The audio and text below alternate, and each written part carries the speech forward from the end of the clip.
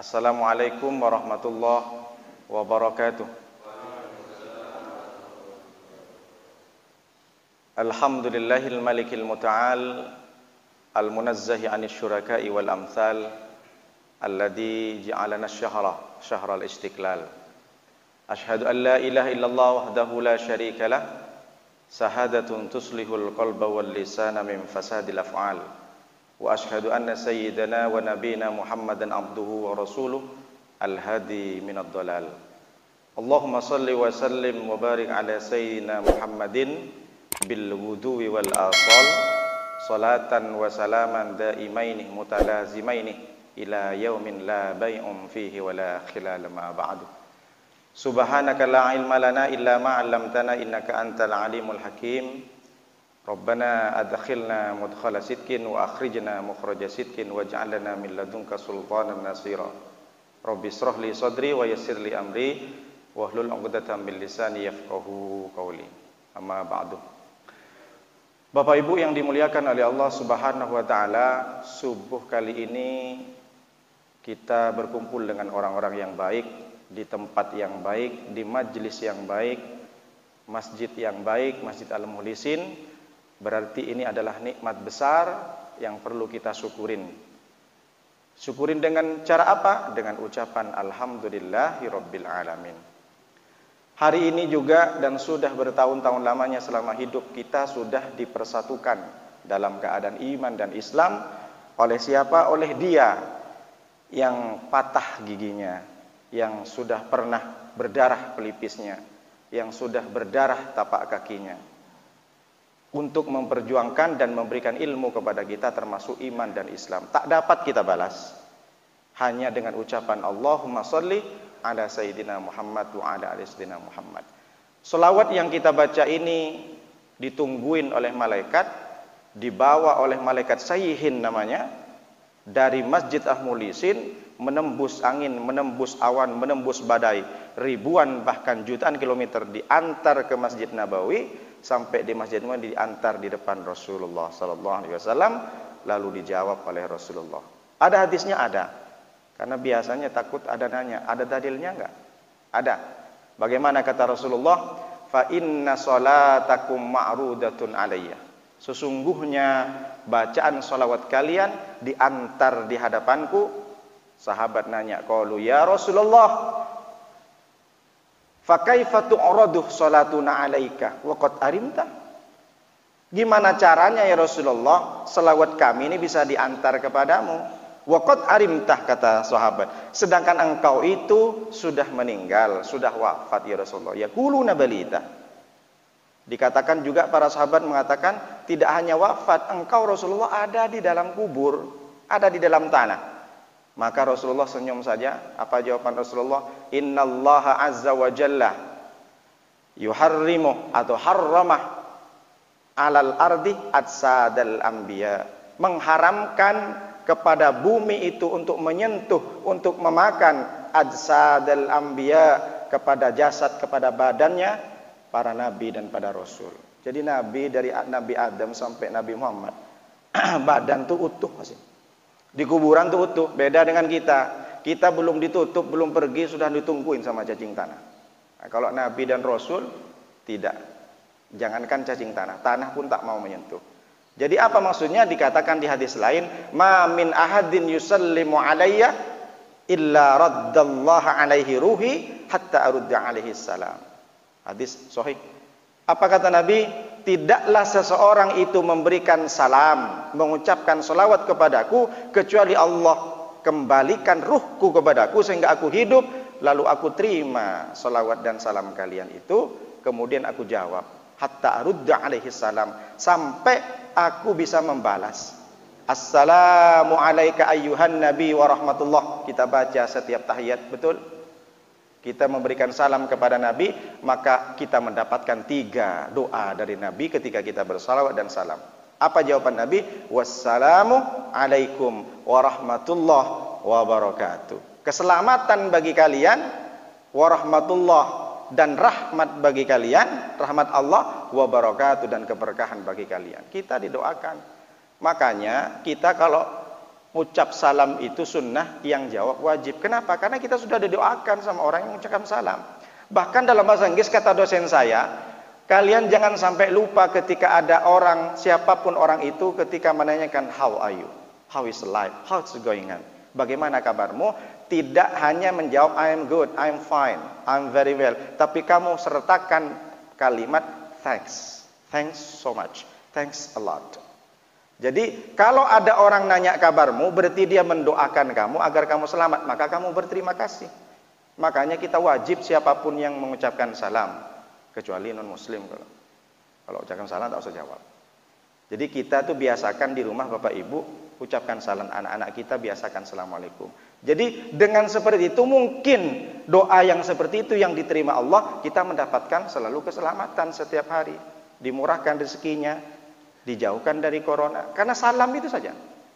Makanya dari pentingnya seperti ini, kita jangan pernah berhenti untuk berselawat dimanapun, everywhere, every time, in every places. Dimanapun berada, kita bacakan selawat Allahumma sholli ala Muhammad, kan langsung dijawab. Cuma kita kan nggak mampu. Nggak mampu maksudnya nampak nggak malaikat itu bawa? Ya memang tak bisa kita lihat. Tapi kan jelas Nabi yang mengatakan. Kalau Nabi yang mengatakan, kita mungkin hoax. Wa ma yantiqu anil hawa. Setiap perkataan yang diucapkan Nabi itu semuanya benar. Karena apa? Dibisikin malaikat Jibril. Beda dengan kita. Kita kadang nambah-nambahin kalau cerita kan. Itu udah biasa gitu. Saya juga kadang nambah-nambahin. Ya maksudnya kebablasan saja. Nah, beda dengan Nabi. Nabi setiap satu hurufnya saja bersih, jelas itu. Jadi bukan dibuat-buat, bukan akal-akalan. Baik Bapak Ibu yang dimuliakan oleh Allah Subhanahu wa taala, kali ini pada subuh kali ini saya ingin menyampaikan membahas kajian hadis yang ke-10. Kemarin yang ke-9 ya, hari ini yang ke-10.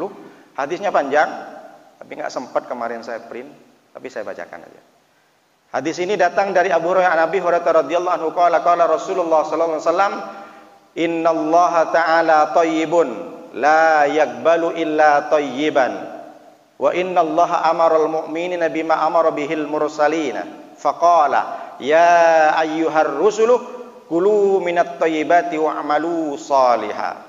Surat Al-Mu'minun ayat 51. Wa qala, jadi Nabi ketika berdakwah mengutip ayat juga, sama dengan ulama-ulama, kiai-kiai yang sudah ceramah mengutip ayat. Wa qala ya ayyuhalladzina amanu kulu min thayyibati ma razaqnakum. Surat Al-Mu'minun ayat, surat Al-Baqarah ayat 172. Apa kata Nabi sallallahu alaihi wasallam melanjutkan kalimatnya? Summa dzakara rajulah yutilus safara ash'atha aghbara. Bukan akbar, kalau akbar besar. Pakai ghin. Aghbara. Yamuddu yadayhi ila samai ya rabbi wa mat'amuhu haramun wa mashrabuhu haramun wa malbasuhu haramun wa ghudhiya bil harami fa anna yustajabu lahu. Naudzubillah. Rawahu Muslimin. Hadis ini riwayat Imam Muslim sahih. Hadis ini datang dari Abu Hurairah. Tentang Abu Hurairah sudah saya jelaskan minggu kemarin. Tapi ada satu cerita unik dari Abu Hurairah. Beliau anaknya kan perempuan. Jadi anaknya ini dilamar sama kiai-kiai istilahnya sekarang. Anaknya Pak Kiai, santri ribuan, anaknya sahabat yang alim-alim. Tak diterima sama Abu Hurairah. Pada satu ketika Abu Hurairah punya murid. Muridnya dilihat sendiri bukan anak siapa-siapa, orang biasa. Tapi Abu Hurairah menengok ibadahnya. Anak ini tersebut, muridnya Abu Hurairah. Dia zuhud, dia itu ibadahnya tinggi. Langsung dilamar aja sama Abu Hurairah. Kamu nikah sama anakku. Jadi anak sahabat-sahabat yang besar-besar itu, yang alim-alim itu, gak diterima Abu Hurairah. Malah Abu Hurairah ambil muridnya sendiri. Nah ini hebatnya Abu Hurairah. Karena Abu Hurairah sendiri itu orangnya zuhud, orangnya ibadahnya tinggi, zikirnya 200.000 setiap hari. Setiap hari dan setiap malam. Kita sampai enggak 200.000. Baca istighfar atau baca subhanallah. Belum sampai kayaknya. Abu Hurairah nih, gimana enggak mau masuk surga gitu. Abu Hurairah saja yang sudah jelas dijamin surganya, bergelar radhiyallahu anhu, masih berzikir sepanjang hidupnya 200.000 setiap hari. Subhanallah wa bihamdi, subhanallah wa bihamdi, subhanallahil azim. Jadi dilamar, baru dinikahkan oleh Abu Hurairah. Nah, punya mantu dari muridnya sendiri, bukan anak siapa-siapa. Nah, ini apa maknanya? Bahwa sahabat-sahabat terdahulu itu sama dengan hadis Rasulullah, tidak memandang dia dari kasta mana, status sosialnya bagaimana, tapi sahabat itu semuanya melihat kepada mantu dan anaknya itu, melihat bagaimana kamu amalnya, Bagaimana kamu, setinggi apa, sedekat apa kamu dengan Allah Subhanahu wa taala. Jadi hadis ini dari Abu Hurairah, hadisnya sahih. Apa kata Rasulullah? Rasulullah mengatakan, "Innallaha ta'ala thayyibun." Sesungguhnya Allah itu maha baik. Thayyib, dimuliakan. Allah dimuliakan. Kalaulah mungkin enggak ada orang yang muliakan, naudzubillah min dzalik. Di dunia ini Allah tetap mulia. Allah maha baik, terhindar dari sesuatu sifat-sifat yang tidak pantas dengan Allah. Thayyib. Di bahasanya thayyib. Ini kadang sama orang-orang Yahudi zaman sekarang dirubah, dipelesetkan kan di lagu kan. Bang thayyib kan. La taqulu ra'ina. Jadi dulu itu Yahudi juga seperti itu. Mengubah-ubah ayat. Seharusnya ra'ina itu dirubah dengan ra'una. Celaka kaum Muhammad. Jadi kalau ada orang yang suka memplesetkan nama-nama, apalagi ini sifat Allah. Jadi thayyib jangan main-main, jangan rubah-rubah. Ini adalah sifat Allah. Rasulullah yang mengatakan, meskipun tidak masuk ke Asmaul Husna. Jadi dilesetkan sama orang Yahudi ini. Jadi kalau ada orang zaman sekarang, orang Islam memplesetkan nama-nama bagus, apalagi nama-nama Asmaul Husna, itu berarti otak-otak Yahudi. Makanya harus dihindari. La yakbalu illa thayyiban. Karena Allah itu maha baik, maka Allah tidak menerima kecuali yang baik-baik. Wa innallaha amarul mu'minina bima amara bihil mursalina. Sesungguhnya Allah itu memerintahkan, memberikan perintah kepada orang-orang yang beriman bima amara bihil mursalina, persis sama dengan perintah yang disampaikan kepada utusan. Artinya apa? Nabi disuruh atau diperintah Allah untuk sholat sama dengan kita. Jadi jangan dikira nabi-nabi terdahulu termasuk nabi kita itu ada pembedaan dalam ibadah. Oh itu nabi kan sudah dijamin tak perlu sholat, nggak bisa. Makanya kita melihat Nabi SAW ini bulan Maulid, kita lihat aspek ibadahnya. Siapa yang paling baik hatinya? Nabi. Siapa yang paling baik akhlaknya? Nabi. Siapa yang paling baik tutur katanya? Nabi. Dan siapa yang paling baik ibadahnya? Nabi. Kalau kita baik nggak ibadah kita? Lalu kita nggak mau niru siapa? Niru Nabi. Itulah salah satu momentum kita merayakan Maulid Nabi. Artinya kita mencontoh dari aspek ibadahnya. Nabi saja yang sudah dijamin surga, dia tidak pernah celah, tidak pernah cacat dalam ibadahnya. Kita sudah berapa hidup tahun? Coba hitung berapa kali kita tahajud, berapa kali kita duha. Nabi sepanjang hidupnya tahajud, tak pernah tidur dari jam 3 aja, dari jam 2 sampai subuh. Kita belum tentu baik akhlaknya. Memang kita baik, tapi tidak semuanya baik. Ada yang baik, iya.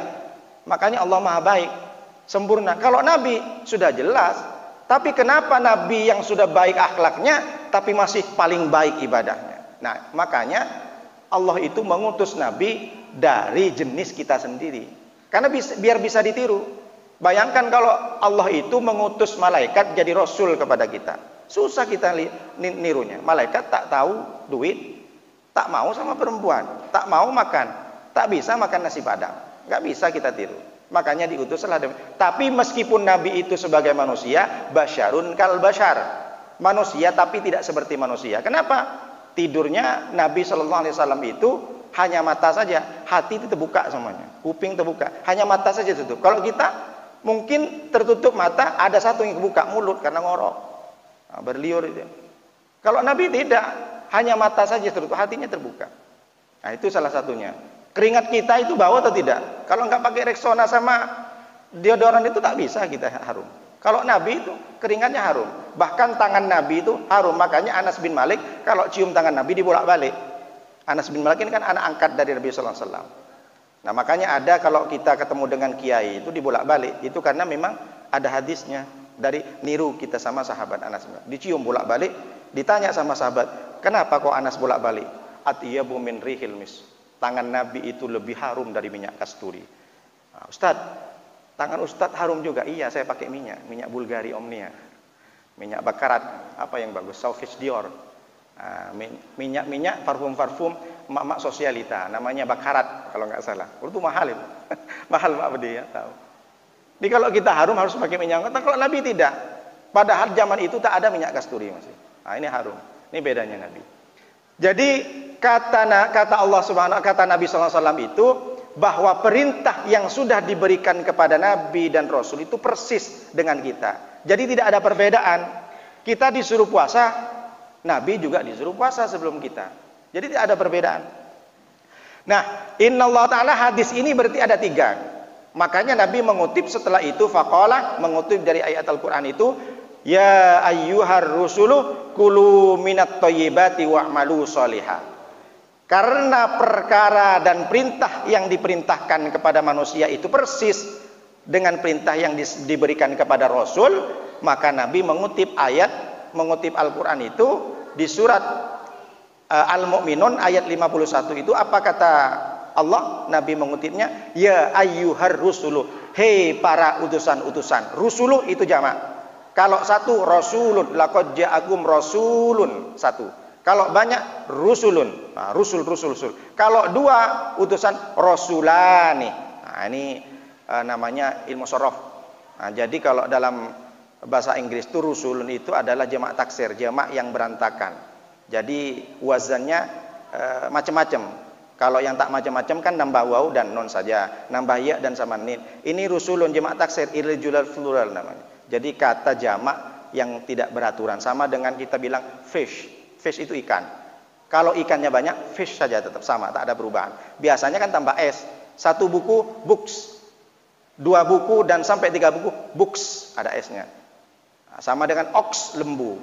Kalau jamaknya oxen, bukan ox.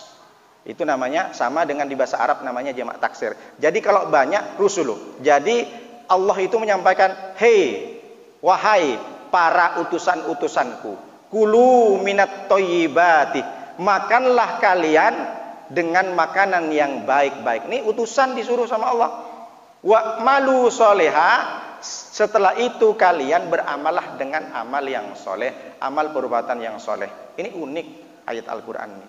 Biasanya kalau kita makan, minum kan. Biasanya kalau habis makan, selain minum kita beraktivitas. Ini beda.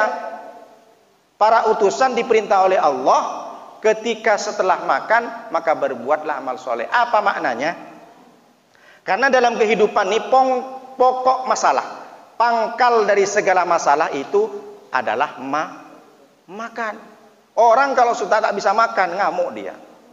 Dalam satu kantor nih, kalau dia tak dapat bagian, selesai dia didolimin. Kan sudah banyak itu kita lihat kan. Mohon maaf, bukan karena menyinggung, di pejabat-pejabat tuh. Karena udah tak bisa dibagi, tak bisa dapat makan, dilaporin dia, masuk dia. Padahal sama-sama masuk karena korupsi. Karena nggak dapat makan, wah, nyanyi dia di luar. Jadi apa maknanya? Kita dalam kehidupan berapa kali kita makan? Pagi makan, siang makan, belum lagi nyemilnya. Jadi pokok masalah dari kehidupan ini adalah makan. Kalau makannya baik, maka semuanya akan baik. Makanya Allah menyampaikan kulu minat thayyibati wa'malu sholihah. Kalau makannya baik, sholatnya khusyuk. Kalau makannya baik, maka doanya dikabulkan oleh Allah. Kalau makannya baik, cakapnya baik. Makan baik itu apa? Makan yang halal. Makan yang dari barang-barang yang terhindar dari syubhat. Jadi dalam hadis ini ada 3 kesimpulannya. 1, innallaha thayyibun la yaqbalu illa thayyiban kulu minat thayyibati.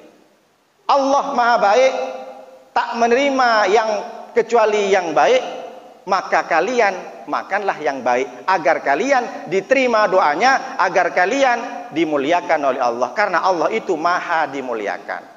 Kalau kita sudah dimuliakan oleh Allah karena kita makan yang baik-baik, maka semua kesedihan, semua ketakutan, semua kekhawatiran, semua gundah gulana, galau dalam kehidupan ini tidak ada. Kenapa? Karena kita makannya baik. Kenapa maksudnya? Kalau kita makan masuk ke dalam, jadi darah masuk ke jantung, dipompa oleh jantung, dialirkan ke semua anggota badan. Makanya Nabi mengatakan, ala wa inna fil jasati mudghatan. Ketahuilah bahwa di dalam badan itu ada namanya segumpal daging, mudghah. Idza salahat salahal jasadu kulluh. Kalau daging ini baik, maka seluruh anggota tubuh itu baik. Wa idza fasadat fasadal jasadu kulluh. Kalau daging segumpal daging itu rusak, buruk, jelek, maka semua anggota tubuh itu rusak dan jelek, hancur semuanya. Ketahuilah ala wahiyal qalbu. Ketahuilah bahwa daging yang segumpal itu namanya hati. Hati itu dalam bahasa Arab itu jantung, bukan hati yang di tengah itu. Maksudnya bagaimana? Kalau jantung Bapak Ibu sehat, sehat semua nggak badan? Sehat. Kalau jantung tak sehat, tidak kencang, tidak normal, dia berdegup karena dibalut dengan kolesterol, gula terlalu banyak, maka dia susah untuk memompa darah. Kita ini bisa bergerak, anak-anak bisa main FF tangannya itu karena ada darah mengalir ke jari-jari kalian. Kenapa bisa dialirkan? Karena jantung masih normal untuk memompa. Jadi Bapak Ibu tiap hari tengok jantungnya berdegup atau tidak. Kalau nggak berdegup selesai. Contoh kita kalau sudah kesemutan, berarti kan nggak ada aliran darah itu. Orang stroke itu kan udah darahnya tak normal masuk. Kenapa? Jantung sudah tak normal memompa. Makanya berdegup itu karena memompa, mengalir darah. Jadi dalam diri kita tuh mesin terus berputar sama dengan motor. Jadi kalau dalam komputer, laptop Ustaz ya, kalau jantung namanya prosesor. Prosesor mati semuanya. Jadi maksudnya bagaimana? Kalau kita makannya makan haram, kalau kita makannya makan yang tidak baik, makan kita jadi daging jadi darah masuk ke jantung, dari jantung dipompa darah yang haram itu masuk ke otak, nasiyatin kadzibatin khati'ah. Sampai ke ubun-ubun yang selalu kita usap ketika wudu, nasiyatin kadzibatin. Kalau darah yang dihasilkan itu dari darah haram, maka nanti otak itu tidak akan berlaku dengan sebaik-baiknya, maka yang terjadi nasiyatin kadzibah. Dari otak dialirkan darah ke mulut, mulut karena sudah dialirkan darah yang tidak baik, cakapnya tidak baik, suka berbohong, suka memfitnah, suka caci maki, sudah menggibah. Cek. Kalau suka seperti mulut seperti itu, mungkin makanannya tak baik. Makan tak baik bukan karena haram, karena makan mungkin mutanajis. Makanya hati-hati kalau kita ke warung, tengok dulu warungnya muslim atau non muslim. Bukan berarti kita underestimate. Karena kalau non muslim kan tidak paham dengan najis mukhaffafah, najis mughalladhah, najis mutawassithah. Bahkan jangankan non muslim, orang muslim kadang tengok kalau cuci piring itu, cuci piring ada cuci kotor, ada air satu bak, cuciannya piringnya segini, langsung dimasukin fresh, dilap, suci tak suci. Maksudnya kalau ini tidak mutanajis, tidak masalah. Tapi sempat ada tai cicak, jadi najis semua itu. Mutanajis bukan najis. Kalau najis tak bisa disucikan. Kalau mutanajis sesuatu yang terkena najis, sarung terkena kencing tikus umpamanya. Itu mutanajis namanya. Kalau najis, tai kalian tuh najis, tak bisa suci. Meskipun kering dicuci tak bisa, karena udah najis. Meskipun disiram pakai air susu pun tak bisa suci. Jadi apa maksudnya? Kalau kita nyuci ibu-ibu ya, baik itu piring atau baju, airnya jangan datang duluan. Yang kotor taruh dulu baru siram. Itu yang benar. Ini kadang satu bak bisa nyuci piring sampai berlusin-lusin. Dicelupkan aja seperti itu. Kalau tak ada mutanajis tak masalah. Tapi kalau sempat ada tai tikus atau tai apa kan najis semua. Jadi hati-hati. Makanya saya itu kalau baju, jubah, kadang saya cuci sendiri di rumah. Tak masukkan ke mesin cuci. Bukan saya was-was, bukan saya mesin cuci itu tak baik, tidak. Memang airnya harus banyak gitu kan. Makanya ada dalam syariat fikih itu 2 kullah, 216. Kalau kurang dari 16 itu bahaya. Mustakmal, tak bisa mensucikan, tak bisa untuk wudu. Jadi makanya kita tengok hati-hati. Tapi tergantung, jangan nanti gara-gara ini Bapak habis itu ditengok semuanya. Bu, cucinya gimana? Ya jangan seperti itulah. Kenapa Pak? Bapak kalau mau makan, makan aja. Ngapain nengok sampai ke dapur? Ya, kalau nengok ke dapur jorok lah. Jangan gara-gara nengok kajian ini tiba-tiba, aduh saya dengar Ustaz Nuruddin itu katanya. Ditengoklah semua. Ibu gimana caranya nyuci Bu? Bapak mau ke sini cari bakso atau cari cara nengok saya nyuci? Maksudnya hati-hati. Karena makanan yang tak baik itu bukan berarti kan ini sehat Pak Ustadz. Saya makan ini sehat. Kalau bicara sehat, monyet pun sehat. Bebek yang nyosor di comberan sehat. Bukan masalah sehat atau tak sehat. Kalau ada sampai makanan yang tak baik, makanan yang dari haram, makanan yang subhat, makanan yang terkena mutanajis, susah itu. Tak lunak hati ini untuk dibawa ibadah. Sampai ke masjid, biasanya Allahumma ftah li abwaab rahmatik, bismika Allahumma ahya wa bismika amut katanya. Salah dia baca doa, mau tidur dia ke masjid. Jadi susah berat. Anak istri kalau susah berat diajak ibadah, coba cek dulu. Mungkin ada tercampur duit atau rizki yang kita bawa ke rumah. Jadi cek dari dulu, kenapa anak saya susah mengaji? Nakalnya minta ampun. Kenapa? Jangan sampai kita memberikan rizki atau duit atau makanan, bawa ke rumah, dikasih ke anak-anak kita dengan makanan-makanan yang haram, dengan duit dihasilkan dari yang haram. Ada yang tanya, Ustadz, ini kan sudah jelas, kamu makan apa? Ini buah, Ustadz, ada tulisannya, halal, MUI. Bukan yang tak aku tanyakan, itu bukan masalah dari MUI atau tidak, halal atau tidak. Kau beli duit itu dari mana duit? Duitnya sama kayak Pak Ustadz, tengok punya Pak Ustadz 100 ribu, sama merahkan, inilah duit saya beli. Bukan masalah duit haram sama duit halal, itu sama warnanya. Nggak ada bedanya, tapi sumbernya dari mana? Kau jangan bilang ini rezeki. Makanya jangan sampai bapak-bapak, ibu-ibu diasupin, diberikan anak ini makanan-makanan yang haram. Kenapa? Karena anak dilahirkan meskipun dia dari anak yang bukan Islam, dari anak orang Kristen, Hindu, semuanya terlahir fitrah suci sesuai Islam. Apa kata Nabi? Kullu mauludin yuladu 'alal fitrati fa abawahu yuhawwidanihi aw yunassiranihi aw yumajjisanihi. Setiap anak yang dilahirkan itu lahir dalam keadaan fitrah, suci, bersih, tak ada dosa. Fa'abawahu, maka orang tuanya lah yang menjadikan anak itu yuhawwidanihi, menjadi Yahudi, menjadi Nasrani, menjadi Majusi. Pakaiannya pakaian Islam, hari rayanya hari raya Islam, sering datang ke masjid anak ini. Semuanya Islam, tapi isi kepalanya isi kepala Yahudi. Cek. Mungkin anak kita diberikan harta atau rezeki, apa bukan rezeki? Bukan harta duit-duit yang haram. Jangan sampai kita juga bapak-bapak nih datang ke rumah kasih ke istri makanan atau duit dari yang bersumber yang tidak jelas, yang dari haram. Istri juga begitu, ibu-ibu harus koreksi suaminya. Bang, dapat dari mana duit ini, Bang? Kalau ini dari duit yang tidak jelas, Bang, jangan kau bawa ke rumah, Bang. Aku ini sama anak-anakmu tahan tak makan sehari, Bang, gara-gara kau tak bawa duit. Daripada engkau bawa duit tapi itu duit haram, Bang, kami tak tahan. Tentang bagaimana nanti saya harus menahan panasnya api neraka jahanam. Begitu harusnya istri. Tapi jangan dibalik, tapi tak apa-apa sih, Bang, haram-haram sedikit pun tak apa, nanti kita sedekahkan 2,5% jadi halal tuh katanya. Nah, jangan dibalik.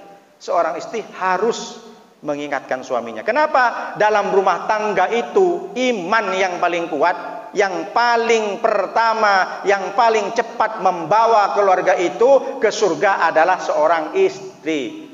Makanya Nabi mengatakan riwayat hadis Abdullah ibnu Amr bin As. Abdullah ibnu Amr ini sahabat Rasulullah yang ditugaskan menjadi gubernur pertama Kairo, Mesir. Dulu masih bukan negara. Apa kata Nabi SAW? Ad-dunya mata wa khairu mata'aiha al-mar'atus sholihah. Dunia itu adalah perhiasan, dunia itu adalah kenikmatan, tapi sebaik-baik kenikmatan itu adalah istri solehah. Dengerin, Bu. Apa maksudnya? Dunia itu adalah kenikmatan. Ketika kita nengok bunga di depan rumah kita, nikmat, sedap dipandang. Ketika kita menemukan anggur dimakan, enak, itu adalah dunia. Ketika kita minum jus lemon, jus alpukat, seger masuk ke badan, itu nikmat perhiasan. Ibu-ibu nengok emas banyak, di cincin, di gelang, di jari rantai, di kalung, semuanya indah dipandang. Semuanya itu adalah dunia. Tapi ada dunia yang paling baik, yang paling indah menurut Nabi dan menurut Allah, yaitu adalah istri yang solehah. Kenapa begitu? Makanya Sayyidina Umar tuh pernah nanya kepada Rasulullah, berikan kami nasihat, apa yang mesti dimiliki oleh seorang laki-laki ini. Maka Rasulullah itu hadis dari Ibnu Majah, apa kata Rasulullah? Liyattakhid ahadukum qalban syakiran wa lisanan dzakiran wa zaujatan mu'minatan. Hendaklah kalian itu memiliki harta di dunia itu adalah hati yang selalu bersyukur. Hatinya jangan mikirin orang lain, mending bersyukur aja atas nikmat yang Allah berikan kepada kita. Nikmat sehat, nikmat jantung yang masih berdegup, nikmat mata yang bisa melihat. Bayangkan orang banyak yang sudah buta. Nikmat mulut yang masih enak kita makan nasi Padang, sate Madura, sate Padang dan lain-lain sebagainya. Nasi Bu Joko, masakan Sunda di Batu Ampar, masih enak. Syukurin itu. Walisanan dzakiron, dan lisan yang selalu berzikir, jangan mengucapkan yang aneh-aneh, berzikir saja. Dan yang terakhir kata Rasulullah, hendaklah laki-laki itu memiliki harta di dunia itu apa? Zaujatan mu'minatan, istri yang mukminah, yang solehah. Kenapa? Karena istri yang mukminah tu'inu ahadakum ala amril akhirah. Disebutkan di riwayat lain tu'inu ala imanikum. Istri yang solehah itu adalah menolong, membantu kepada kalian wahai para kaum laki-laki ala amril akhirah, terhadap perkara akhirat. Yang membawa dan yang meningkatkan iman dalam rumah tangga itu adalah istri dulu. Makanya disebutkan al-ummahat madrasatul aulad. Ibu itu adalah sekolahnya anak-anak. Kalau ibunya itu rajin mengaji, rajin puasa, anaknya cerdas. Kalau bapaknya yang rajin mengaji, tidak menjamin. Nabi Nuh tak bisa menjamin anaknya. Kenapa? Karena istrinya yang kurang ajar. Nabi Nuh itu, makanya anaknya jadi kafir. Makanya ibu-ibu gak usah banyak-banyak dididik, dipaksa untuk mengaji, bimbel. Ibunya dulu, berapa kali mendoakan anaknya? Berapa kali tahajud ibu-ibunya? Itu yang mesti. Kalau ibunya kuat ibadahnya, tengok para ulama-ulama yang sudah terjadi. Itu ibunya luar biasa, ahli tahajud. Kalau yang laki-laki tak menjamin. Tapi kalau ibu yang sudah bisa sering mengaji, sering sholat sunat, mendoakan semoga anaknya soleh, insya Allah anaknya cerdas semuanya. Makanya laki-laki ini yang sudah pintar-pintar, jangan pernah lupakan jasa seorang ibu. Karena doa seorang ibu itu selalu diterima oleh Allah untuk anaknya. Kenapa? Jasanya itu dia melahirkan harus berdarah-darah. 9 bulan lamanya mengandung kita. Makanya cepat diterima oleh Allah. Jadi dalam rumah tangga itu yang menolong atau yang ditolong yang kuat? Yang menolong. Siapa yang menolong iman kita? Perempuan, istri soleha. Jadi kalau bapak-bapak tak cukup satu penolong, nah, jawab sendiri Pak Umar. Kalau pengen banyak penolong, tambahkan. Jadi sudah jelas, kalau dalam rumah tangga itu istrinya. Apa maksudnya? Makanya disebutkan istri itu diciptakan dari tulang rusuk. Di dalam tulang rusuk ada jantung. Jantung yang menolong tulang rusuk atau tulang rusuk yang melindungi jantung? Yang mana? Betul. Tulang rusuk yang melindungi jantung. Kalau orang kecelakaan, ditabrak, jatuh dia kena dadanya, kalau tengok rusuknya tak retak, aman tuh jantung. Kalau sempat tulang rusuk itu patah, selesailah jantung, mati dia seketika. Jadi makanya kalau ada orang bilang, apalah perempuan itu lemah, itu saya yang paling tak suka.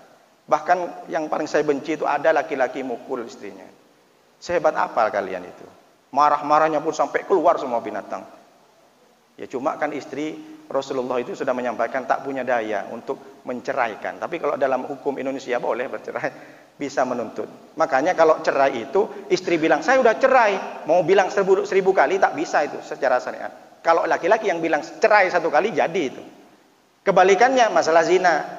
Saya sudah diperkosa umpamanya sama orang itu, langsung dipercaya kalau perempuan. Kalau laki-laki tak bisa percaya. Jadi kalau langsung dibenarkan syariat, ucapan talak laki-laki kepada perempuan. Jadi kalau perempuan bilang saya sudah talak, saya sudah beranjak, tak boleh kita percaya. Karena bukan ranahnya. Tapi kalau masalah zina dan segala macam, istri seorang perempuan tuh, makanya dulu ada ulama Jurej namanya itu kan, dia mengaku langsung diterima. Kalau mengaku dia itu dihamilin sama orang itu, langsung dibenarkan. Tapi kalau talak tak dibenarkan. Jadi sudah jelas, makanya seorang ibu harus teliti dulu. Karena efeknya luar biasa.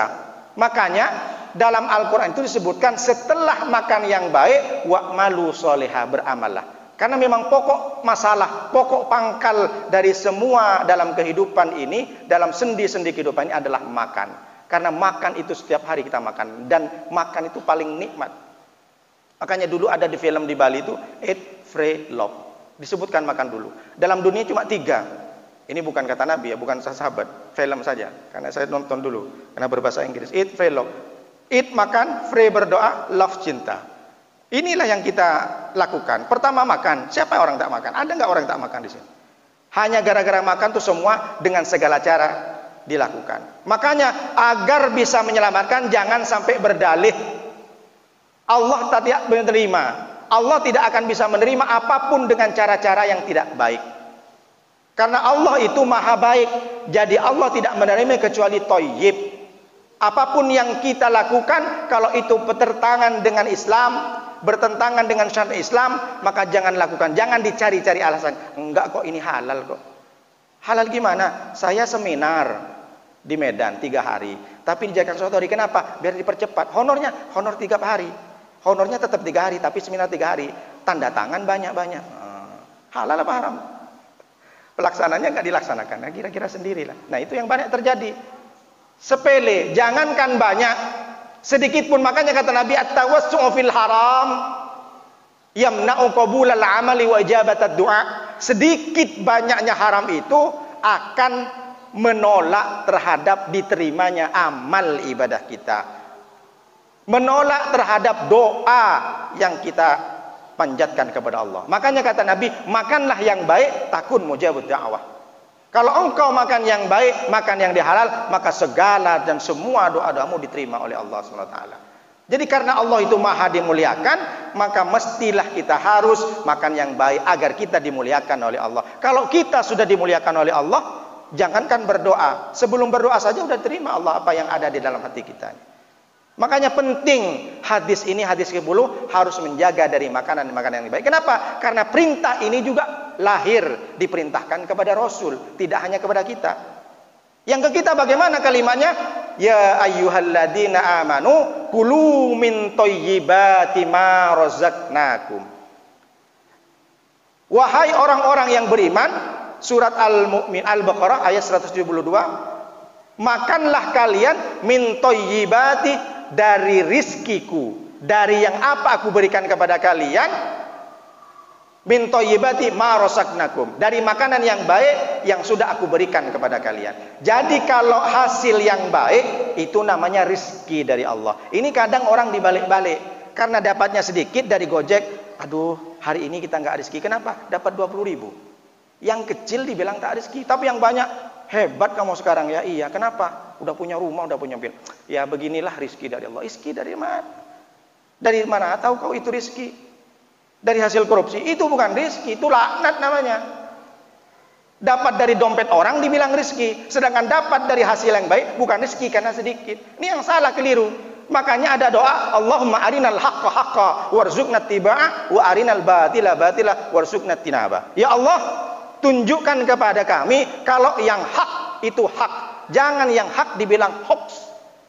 Tunjukkan kepada kami yang itu batil, bukan batil dianggap betul. Makanya doa seperti itu. Apa maksudnya? Nabi mengatakan, mengutip ayat, kalau kepada Rasulullah, kalau kepada utusan, kalimatnya beda dengan kepada kita. Kalau kepada Rasul, kulu minat thayyibati wa'malu sholihah. Tapi kepada orang-orang beriman, kulu min thayyibati ma razaqnakum. Jangan sampai kalian itu makan dari makanan yang tidak bersih, tidak murni. Artinya harus makanan yang terhindar, munazzahun anin naqais, suci dan terhindar dari sesuatu yang kurang tak baik. Ditengok dulu. Nengok nemu duit 1 juta, ini bukan milik kita, jangan main embat saja. Kan bukan milik kita. Berarti kalau kita bawa pulang itu syubhat namanya. Kalau syubhat fawaqa'u fi haram. Makanya ada syubhat itu ambil karena mustabihat. Samar-samar dia. Ini halal apa haram? Duit kamu enggak? Bukan, aku nemu. Bukan berarti duit kamu itu. Umumkan saja. Kalau perlu biar keselamat diumumkan dulu daerah situ, kalau enggak ada, tapi jangan keselamat berapa duitnya. Kalau lebih aman lagi kasih ke anak yatim, kasih ke fakir miskin, kasih ke masjid, selesai. Enggak ada cerita.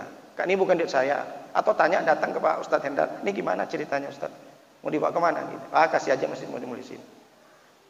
Jadi apa maksudnya? Jangan sampai kita itu, apa yang kita makan itu termasuk bukan rizki dari Allah. Makanya kalimatnya beda. Jadi penting kita tak boleh, makanya kita dari terhindar hati-hati itu, kita tak boleh makan yang haram termasuk. Makanya tak boleh makan babi. Kenapa tak boleh makan babi? Takutnya nyeruduk aja kerjaannya. Tak boleh makan juga anjing. Kenapa? Saya itu kalau naik mobil ada kucing, itu kalau dikelakson menghindar dia. Ayam juga begitu kalau dikelakson. Tiba ada anjing tuh di tengah, saya kelakson, nggak menghindar, adanya cuma begini, nengok. Nah, jadi kalau ada orang makan anjing ya, seperti itu. Enggak ya seperti itu. Jadi kalau kita klakson ada orang, dia tak menghindar nengok seperti itu. Kira-kira makan anjing enggak? Makanya kita jangan makan seperti itu. Artinya apa? Jadi jangan sampai yang masuk ke dalam badan kita ini makanan yang tidak bersih. Ayyuma lahmin nabata min haramin fannaru aula. Setiap daging yang tumbuh dari makanan-makanan yang haram, maka nerakalah yang paling utama tempatnya. Ini Nabi sahih. Nauzubillah min dzalik, summa nauzubillah. Makanya ketika orang sudah makan yang baik, dia mendapatkan harta yang dari harta yang baik, dia bekerja, dia punya kebun sawit, dia punya dagangan dengan cara-cara yang baik, dia bekerja banting tulang peras keringat dari harta yang halal, karena hartanya yang baik, yang dimakan juga baik, timbullah di ide di pikirannya ini untuk yang baik-baik. Duit banyak-banyak, maunya bukan untuk beli yang haram-haram. Maunya disedekahkan. Punya duit, pengennya taruh ke masjid. Punya duit, pengen ketemu dengan orang miskin. Kenapa? Karena di dalamnya yang baik-baik. Kalau yang masuk ke dalam kita yang dihasilkan dari kata yang tidak baik, maka timbullah yang aneh-aneh. Mau beli, aku mau beli anjing katanya, untuk jaga-jaga di rumah. Padahal muslim. Anjing header, anjing pudar, dikoleksi semuanya. Beli patung, kepala hewan, dikoleksi banyak-banyak. Tiba ada orang minta, Pak, proposal Pak. Sana-sana pergi. Tak terketuk hatinya ini. Hatinya tidak lunak. Kenapa? Karena yang masuk ke dalam hati ini yang tidak baik. Sehingga yang keluar pun tak baik. Jadi bukan berarti saya silakan. Takutnya tersinggung pula nanti Pak. Nah kalau tersinggung berarti tak baik makanya. Enggak seperti itu. Mohon maaf ya kalau tersinggung. Jadi kalau kita ini selalu dalam hati memikirkan yang baik, pengen sedekah, senang ikut ke masjid, senang ikut kajian subuh. Mungkin salah satunya karena kita yang bagi. Contoh, bapak-bapak yang hadir sini berarti makannya baik. Kenapa? Tak mungkin orang yang makan yang baik condongnya kepada kemaksiatan. Bapak-bapak yang tersentuh hatinya ikut kajian subuh pada hari ini berarti bapak-bapak ini baik, makannya baik-baik, luar biasa. Ibu-ibu juga begitu. Kalau masuk ke sini susah nih. Nyampe ke sini, wah malas ngapain. Terlalu banyak bicara Ustaz menurut itu. Capek gue dengernya.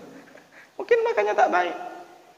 Oleh karena itu dilanjutkan oleh Rasulullah setelah mengutip dua ayat, apa kata Rasulullah? Summa dzakar rajulah. Rasulullah menyebut satu laki-laki, bercerita ada seorang laki-laki, rajul. Rajul itu satu laki-laki. Kalau banyak rijalun. Jadi kalau ada bapak nama Rijal di sini, dia berarti punya sifat semua laki-laki. Makanya kalau nama Rijal biasanya perkasa. Mohon maaf Pak Rijal, ada Pak Rijal. Jadi rijalun itu adalah jamak taksir. Fi'alun, af'ilatun, fu'ulun wazannya. Jadi itu jamak. Kalau rojulun satu. Jadi Nabi bercerita kepada sahabat, saya ada cerita sama kalian, satu laki-laki. Gimana selaki-laki itu? Yutilus safar. Yutilus safar, memanjangkan perjalanannya. Artinya dia seorang musafir, berjalan berkilo-kilometer. Ash'atha, pakai ta. Rambutnya kusut, kumal. Kenapa kumal? Tak disisir. Kenapa tak disisir? Takut rambutnya jatuh. Kenapa takut jatuh? Karena dia dalam keadaan ihram. Kalau sempat jatuh, rambutnya didenda. Berarti dia melakukan perjalanan jauh, katakanlah dari Yaman ke Mekah untuk melaksanakan haji. Berarti orang yang sudah melaksanakan haji, berjalan dalam perjalanan atau umroh, doanya diterima. Dahsyat. Kenapa? Karena ibadah yang paling hebat itu seperti itu. Karena susah. Sekarang aja mau umroh susah kan? Tapi udah dibuka Ustaznya. Jadi ibadah yang paling hebat. Kalau sholat kapan saja kita bisa sholat. Tapi kalau umroh nunggu waktu yang tepat, nunggu duit banyak. Jangan sampai hutang. Jangan sampai pula nipu orang dibawa umroh. Selesai. Saya ini nipu orang. Tapi saya bawa haji, selesai semua itu. Nggak bisa. Harus benar-benar suci. Makanya ibadah umroh dan haji itu ibadah yang luar biasa. Karena harus melibatkan kekuatan, kemampuan. Jadi orang ini melakukan perjalanan jauh, dia berangkat haji. Apa kata Rasulullah? Yamuddu yadayhi ilas sama. Rasulullah melihat orang ini mengangkat tangannya, berdoa. Makanya kalau berdoa, bapak-bapak disunnahkan angkat tangan. Yamuddu, memanjangkan. Kalau ngangkat begini yarfa'u. Ini ada kadang orang doa ini, amin ya Allah, amin. Ini kan main-main sama Allah. Jadi seolah-olah orang kalau amin tangannya nggak diangkat, dikasih tak masalah, dikasih ya alhamdulillah. Kan begitu. Tak serius. Tapi bukan berarti haram ya. Saya nggak bilang haram. Disunnahkan diangkat tangannya. Mau serius nggak doa? Mau nggak kalian, kata Allah, minta? Minta apa? Ya serius lah begini, angkat. Ada yang menghadapkan tangannya begini, ada yang begini, terserah. Ada yang begini, makanya Hafiz Umar bin Hafiz tuh Habib, kalau selawat sallallahu ala Muhammad begini diangkat. Oh. Jadi bapak-bapak jangan kaget nanti. Itu doa begini, Syiah itu. Jangan, itu malah sunnah. Ya muddu, yarfa'u. Kalau begini ngangkat. Jadi bapak-bapak, ibu-ibu mulai sekarang doa tuh yang serius. Jangan begini, amin ya Allah. Amin di sini. Enggak serius ini ngadepin Allah. Berarti enggak serius minta, makanya enggak dikasih sama malaikat. Bilang malaikat, itu enggak serius Allah doanya. Kenapa? Tangannya begini-begini, amin ya Allah. Jadi angkat tangannya. Ini sunnah Nabi. Kalau Nabi begini, bahkan Nabi kalau doa itu sampai kelihatan ketiaknya. Karena kalau Nabi itu jubahnya lebar nih lengannya. Makanya sampai kelihatan putih-putih ketiaknya, kata sahabat itu kelihatan. Jadi begini. Amin ya Allah. Terserah mau begini atau begini. Yang penting jangan begini. Nah, itu salah. Over namanya. Jadi laki-laki ini memanjangkan tangannya berdoa, ya Allah. Apa kata si laki-laki? Ya Rabbi, ya Rabbi. Kalau dibilang Rabbi, Allah diseru dengan kata Rabbi, berarti ada 3 yang kita minta. Allah yang merawat atau yang melindungi, Allah yang menyembuhkan sakit, Allah yang memberikan makan. Terus lebih bagus mana? Ya Allah, ya Rabbi, terserah. Kalau kita berdoa dengan kalimat ya Allah, dengan lafal ya Allah, berarti itu adalah sifat kesempurnaan Allah. Semuanya sifat-sifat Allah dengan kesempurnaannya. Kalau kita menyebut dengan asmaul, silahkan. Qulid Allah awid ar-Rahman, ayyamma tad'u falahul asmaul husna. Muhammad, katakan dan sampaikan kepada umatmu, kalau berseru dengan kalimat, dengan lafal Allah atau maju dengan Rahman, silahkan. Ayyamma tad'u falahul asmaul husna. Yang mana kau suka dengan nama-namaku. Kenapa? Karena Allah memiliki nama-nama yang baik 99. Kalau pengen minta rezeki, banyak-banyaklah berdoa, ya Allah, ya Razzaq, ya Allah, ya Razzaq. Dulu saya punya kakek dari ibu saya. Itu alim kakek saya ini, Al-Quran hafal. Tapi sayang kakek ini tak punya santri karena lebih fokus ke pengobatan. Bukan pengobatan, orang tuh datang sampai bermobil-mobil banyak minta air.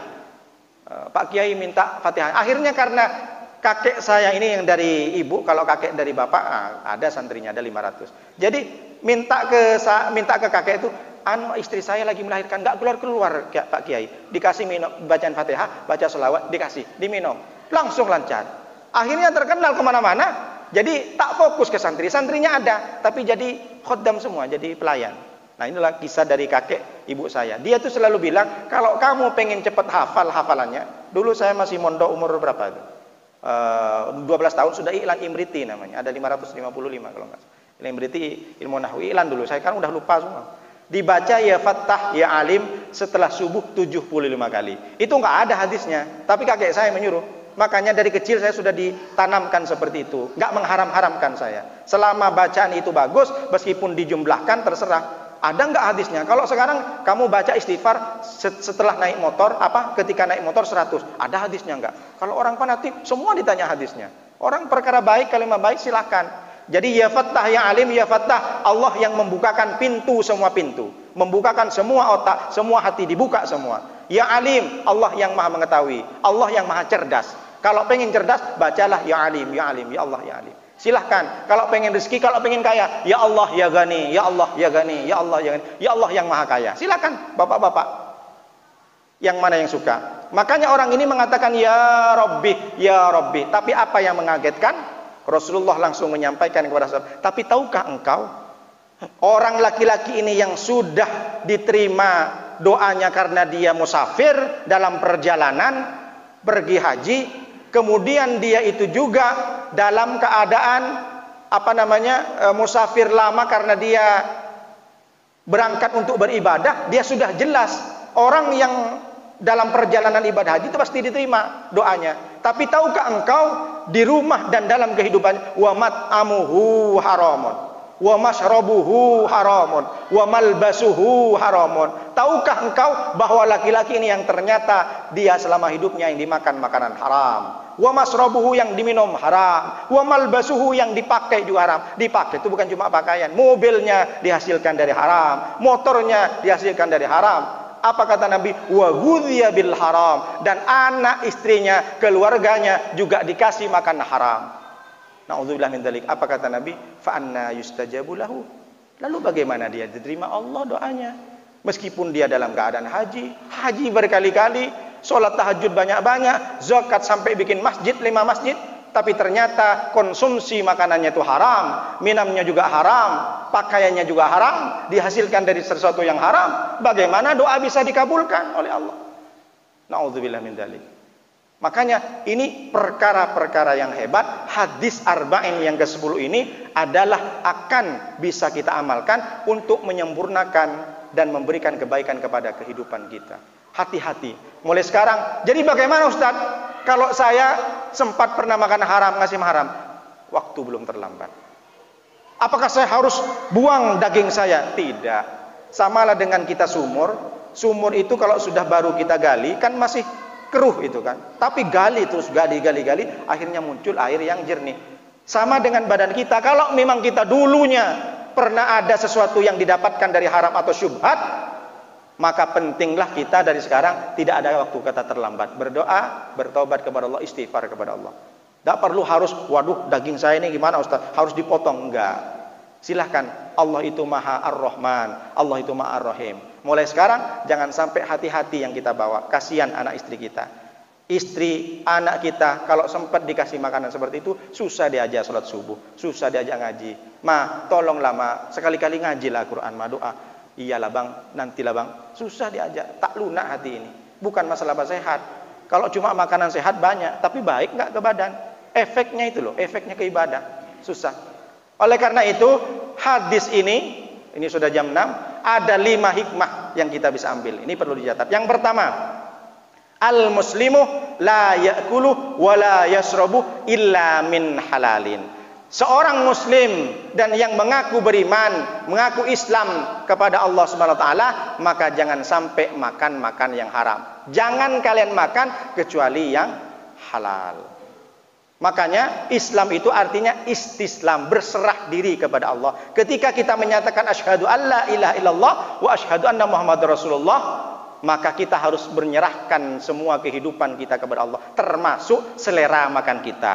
Jangan terlalu egois. Menurut kita enak, belum tentu enak menurut Allah. Menurut kita halal, belum tentu menurut halal. Jadi kalau kita makan, apa yang kita makan, apa yang kita minum, apa yang kita pakai, sesuai dengan selera Allah. Menurut Allah halal atau haram. Jadi itulah istislam, namanya berserah. Jadi bukan berserah terserah kita. Apa yang kita makan terserah Allah. Haram enggak menurut Allah? Yang kedua, at-tawassu'u fil harami yamna'u qabulal amali wa ijabatad du'a. Sedikit dan banyaknya haram akan berefek, berdampak besar, tidak diterimanya sholat kita, puasa kita, zakat kita, dan haji kita. Hati-hati. Wa ijabatad du'a, dan doa kita tertolak karena kita masih mengkonsumsi makanan yang haram. Yang ketiga, akilul halali yustajabu du'ahu. Orang yang sudah makan yang baik, doanya dikabulkan oleh Allah Subhanahu wa taala. Yang keempat, ad-du'a'u fis safari mustajabun. Doa dalam perjalanan, kalau perjalanan itu ibadah, perjalanannya itu mau ke masjid taklim, jadi bapak-bapak ini nanti doakan dari rumah, karena pergi ikut kajian subuh, doa apa yang doa minta, dikabulkan langsung oleh Allah dari rumahnya. Ya Allah, hari ini saya mau ikut kajian subuh, berikan kami kesejahteraan, berikan kami anak-anak yang soleh dan soleh, diterima oleh Allah. Dan yang keempat, apa itu?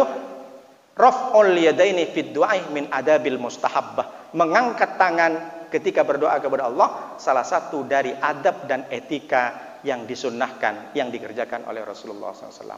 Mudah-mudahan hadis yang ke-10, hadis arba'in ini bisa menjadikan wasilah amal kita agar bisa diridhoi oleh Allah, dan kita bisa amalkan sehingga amalan dari hadis yang ke-10 ini mengantarkan kita masuk ke surganya Allah tanpa hisab lagi, tak usah diinterogasi lagi. Dan kita berkumpul dengan Rasulullah, berkumpul dengan para sahabat, berkumpul dengan Abu Hurairah. Saya kalau nengok kajian, saya kalau bahas tentang perawi hadis itu sahabat Nabi, pengen seperti apalah Abu Hurairah, seperti apalah Ibnu Mas'ud. Ibnu Mas'ud tuh orangnya kurus, dari saking kurusnya diejek sama sahabat, diketawain. Naik pohon itu, Abdullah bin Mas'ud ini kan ajudan pribadi Rasulullah. Ibnu Mas'ud kecil kurus orangnya. Tapi apa kata Rasulullah? Athqalu fil mizan. Betis Ibnu Mas'ud itu meskipun kurus krempeng kayak bambu, dia itu lebih besar nanti di surga. Jadi mengajarkan kepada sahabat, jangan kalian remehkan.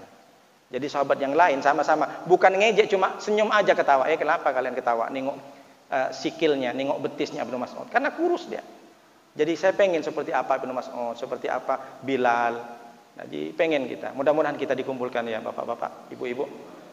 Demikian yang bisa disampaikan. Mohon maaf kalau ada kata-kata menyinggung. Yang salah itu datang dari saya, yang benar datang dari Allah SWT. Mudah-mudahan kita semuanya diberikan amanah, sehingga amanah itu kita lakukan, dan kita nanti bisa mengamalkan dengan yang baik-baik, makan yang baik-baik.